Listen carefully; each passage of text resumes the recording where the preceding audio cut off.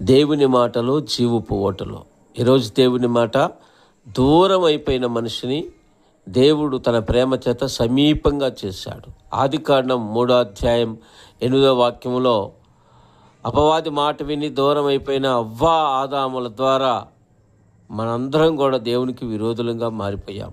అయితే దేవుని ప్రేమ చేత కొలస్సీ రాసిన పత్రిక 1వ అధ్యాయం 20, 21, 22 వాక్యాలు చూస్తే, అక్కడ ఆయన కుమారుడైన రక్తం చేత సంధి చేసి మన దుష్క్రియలన్నీ తొలగించి మళ్ళా మనందరినీ ఆయనకి సమీపంగా చేసుకున్నాడు. దేవునికి స్తోత్రం. అయితే సమీపంగా చేసుకున్న మనం ఏం చేయాలంటే, 1 పేతురు 2:9 ప్రకారమైన గుణ లక్షణాలను ప్రచురించేయాలి. దేవునిలో ఉన్న మంచితనాన్ని, ప్రేమని, ఆదరణని, మరి విశ్వాసాన్ని మనం అందరం కూడా ఏం చేయాలంటే ఈ చివరి దినాల్లో అనేకులతో పంచుకోవాలి.